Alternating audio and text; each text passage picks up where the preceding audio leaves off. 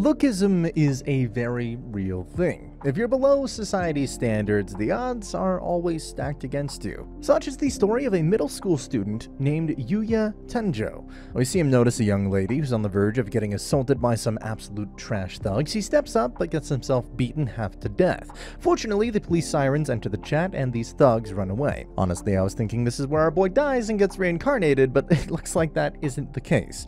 A departure from the norm. For once. The girl, Kaori, thanks him for what he did, but he doesn't even look at her.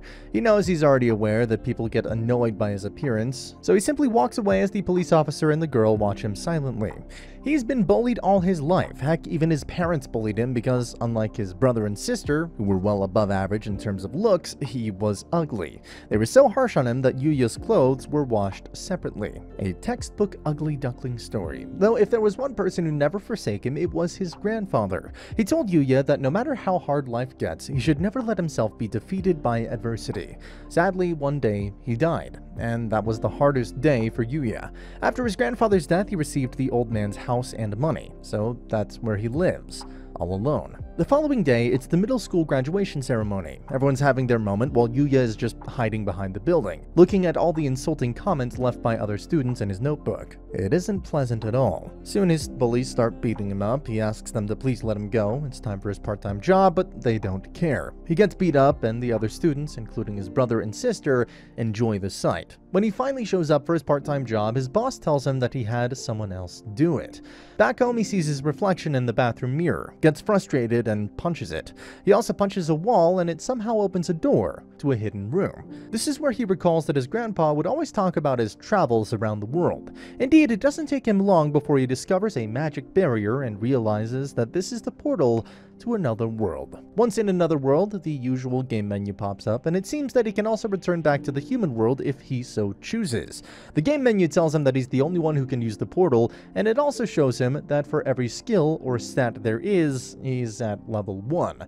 In the other world, he finds himself a weapon and somehow manages to kill a high-level beast. This gives him a stupid amount of XP, he distributes them throughout his stats, and even gets some real-world money. Yuya doesn't complain, he simply returns to the real world and goes to sleep. However, that night, his body goes through some sudden yet immense changes. When he wakes up, he's ripped, completely shredded. Looks like a Greek god, but doesn't realize it because he broke the mirror. The game menu follows him around and gives him a new pair of clothes since, his old ones didn't fit him anymore. He spends the next few days killing monsters and stacking up points and useful items in the other world. But deep down he wonders, even if he's tall and strong now, his social problems in the real world won't go away automatically, right? In the class, when these same bullies ask him if he's a transfer student or something, all the other students watch, but he casually reveals that he is him. And by that I mean Yuya. They can't believe it, so he goes to the school washroom to finally see his face and realizes that right now he is literally him. During the break, the bullies and siblings confront him behind the building. They want to know what he did to look like this, and apparently his vague answer only pisses them off even more. His brothers say that even if he looks like this, he's still not better than them when it comes to brains and brawn. Though suddenly a Lambo pulls up and a familiar lady gets out. It's the girl he saved from those thugs, Kaori. She knows it's him, and she calls out his name with a vibrant smile on her face and also mentions that he sure has slimmed down a lot since she last saw him. Yuya's a little surprised by this, while his brother notices that she's wearing the uniform of Osei Academy, a super elite school. In fact, her father is the chairman of that elite academy, and she's the student council president. She offers him to come to her school, and immediately his siblings act like entitled clowns and say that they're more suited to that school than him, but she already knows exactly what kind of people they are, so she did have to investigate them and find more about Yuya, after all. She finishes the pitch and grabs his hand and takes him inside the car. They're on their way to his new school. His siblings are probably never going to forget this day, and you bet they're going to come after him for revenge or something petty like that. There at Osei Academy, Yuya notices that only the most exceptional students are allowed to enter the school, but if someone does manage to get in, their success and future are inevitable. He meets Kaori's father, who welcomes him with a smile. He was still unsure if he deserves this or not, so they introduce him to a woman named Sawada. She's a scientist, and all the students love her lectures. He can attend her class as a trial. During that class, when he introduces himself, the girls, unsurprisingly, can't get enough of his looks.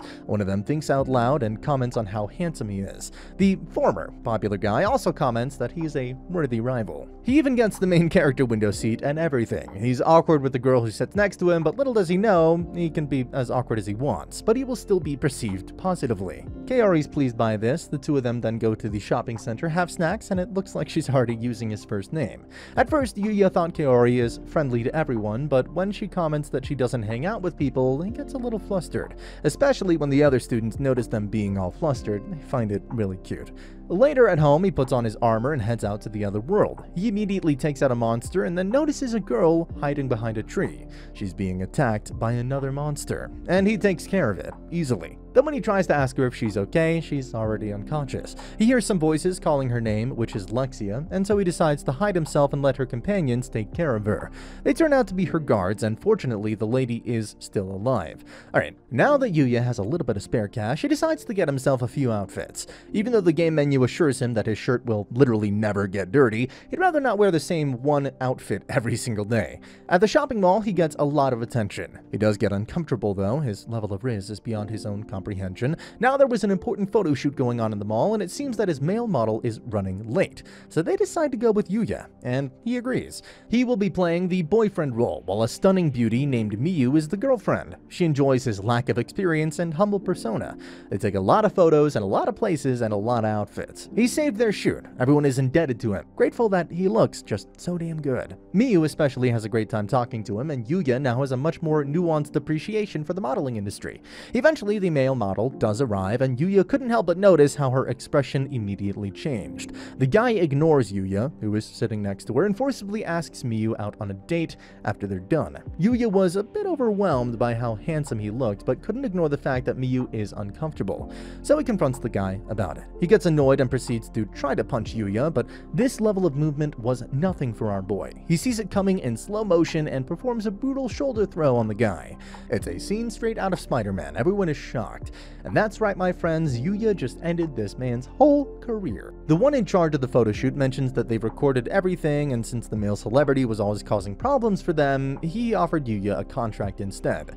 Yuya politely declines, since he wants to focus on school, but still gets some designer clothes for free as payment. So guess his shopping experience was fruitful after all. On her way back, Miyu looks at all the pictures and thinks about Yuya. Her boss teases her about this and still hasn't given up on giving Yuya a contract. Meanwhile, in the other world, Lexia wanted to see her hero again, but before that, they were once again in danger, just getting attacked by the monsters. Yuya pulls up and kills the monsters once again. Lexia looks like she knew he would come, and right there, right then, she asks him to marry her. Her face is basically glowing. Her guards aren't sure if this is okay though, they know nothing about the guy, but Lexia doesn't care. This is love at first sight after all. Seeing this, Yuya decides to invite them to his house. They're a bit taken aback by this. Like, does this man really have a residence here in the darkest region of the forest inside a monster-infested land? So, inside his cottage, Lexia then introduces herself as the princess of the Arcelia Kingdom. She even winks at him. Then Yuya introduces himself. Since they've never heard a name like this, the princess wonders if he is a noble from another country, and her guard thinks that maybe he's a wandering mage. Maybe even a spy. The lady then thanks him for saving her last time too, and yet again proposes to him. Ever since he saved her, her heart has been beating wildly for him. Our Riz Lord is still not sure if love is so simple, considering how many rejections he suffered in his life back at home, but he holds her hands. With that, an arrangement was made. She says goodbye and leaves in her carriage, but later her guard returns with an invitation from the king of Arcelia. The man wishes to see him. Subsequently, the first prince doesn't enjoy this development. That attack on Lexia and her guards was an assassination attempt, but Yuya saved her. You know, royal blood feuds. Anyway, Yuya marks the date he's going to meet the king on his calendar and gets ready for school. This is going to be his first day as an official student. There's a football game. He and another girl named Kaede are watching from a distance since their uniforms aren't ready yet, but then, just as a stray kick comes flying straight towards Kaede, she was going to get hit in the face, so she braces for impact. But Yuya performs an almost impossible move and somehow manages to score a goal with a bicycle kick from there. Everyone is flabbergasted, including yours truly. With this, his Riz becomes so strong that every time a girl daydreams in this school, it is about him. I wouldn't be surprised if they started a Yuya fan club at this point, but hey, what's this? As he watches from the window, a gang shows up and threatens the female students who were outside. It's his siblings. They've come with a motorbike gang to get their revenge. The teachers try to talk some sense into them, and even Kaori, while Yuya was still in class, realizes that his feet aren't moving. Yes, he's afraid. But when has fear ever stopped a man from doing what needs to be done? The students watch as he simply jumps from the window and confronts the gang. They were trying to abduct Kaori. He tosses around their big sumo guy like he's nothing and then makes an absolute fool out of their gang leader, the Red Ogre boss, who tried to attack him on his bike. He pulverizes the guy's bike and gives him some permanent PTSD. Soon the police arrive and take the perpetrators away. Kaori was about to fall down from exhaustion when he quickly catches her, and they have their little moment. Now, about the siblings, they insult the gang for not doing the one job they were supposed to. The Red Ogre boss actually tries to kill them for getting them involved in this, but Yuya intervenes and saves them. All this time, he's acting on the one thing his grandfather told him, to help those who need help. This is what enabled my guy to live it up in both worlds, and he's living it up in class. The next time he's out, he comes across a black Fenrir puppy. Our boy takes him in as a pet and names him Knight. Naturally, when he's back on Earth, he goes on walks with the Knight in his neighborhood. This basically increases his riz because who doesn't like a hot guy with a puppy? Especially in the eyes of Kaori and Miyu. Knight is more than capable of holding his own in battle, and so he starts accompanying Yuya on his monster hunts. This one time when they hunt a crystal deer, one that is both fire and water magic, they get a special item. With this item, Yuya can now have a hot bath whenever he wants. This is fire and water magic after all. At another instance, they find a cave and someone's skeletal remains inside it. Plus, there's a book called the Book of the Sage. It turns out the book belonged to the original owner of Yuya's cottage in this world. He was a sage who mastered every known skill there was, and even offered the chance to become a god, but he declined the offer. Yuya continues reading and gets a warning from the book. He's told to make friends that will not fear him, no matter how strong he becomes. The book also gives him the sage's magical powers and teaches both Yuya and Knight all they need to know about using magic. Back at school, it's time for a camping trip. Yuya goes with his friends to get some camping gear. Suddenly a fire breaks out, but Yuya uses magic to resolve the issue before things go south. All in all, it was a wholesome day out with friends. Yuya is definitely heeding the sage's advice. Now, about the Yuya and Alexia marriage plotline. The king's not so sure about this. In fact, he's under the impression that Yuya seduced her, possibly for marital gains. And guys, we're gonna end this recap right with the introduction of this dark and gloomy girl who's braced herself to destroy the world. Now, as Yuya and Knight are exploring the forest like usual, they come across a girl who's been cornered by a group of goblins. They have no idea who she is, but as any good goblin slayer would, Yuya steps into the situation and saves the lady, which is good, but only thing strange about this is that Knight tries to keep him from saving her, almost as if the wolf sees the girl as a threat. Is she really a threat, or is Knight just tripping? When asked, she introduces herself as Luna, and explains that she actually came to the forest to get some training. Yuya understands this and responds to her with a bright smile on his face, which catches her off guard. She has actually never had someone treat her with this level of kindness before. Yep, there's no way to go about it. The girl falls in love with Yuya and immediately asks him to help her with her training. He agrees, and so their training begins. It's time well spent, but eventually he has to take a break from it because back in the other world, his class is going on a field trip to a mountainous region that his school owns. And my school couldn't even pay for a field trip to the local museum. So that sounds exciting, right? Well, these students are just too pampered. When they realize that they'll have to spend the weekend sleeping outside and not in hotels, they're baffled. They'll all cut them some slack because they'll have to make their own food as well. That certainly sounds like hard work, and as is the case with most difficult situations, the students are split into teams, and it looks like they need someone to show them the way. This is where Yuya steps in. When he catches fish with his bare hands, everyone is stunned. It's a wholesome scene as the students are glad that they have Yuya. The dinner for the day is fish. Subsequently, back in the other world, Yuya has left Luna to be there. So what's she up to? To put it simply, it looks like Knight's concern was on the money, because Luna turns out to be an assassin. But then again, her love for Yuya is real. So let's see how this goes. Back to the camping trip, no one in Yuya's team knows how to cook. He's the only one who can cook. So what do the others do? Well, they let him cook. He searches for some other ingredients and then whips out a meal delicious enough to make their beautiful teacher, Sawada-sensei, propose to him.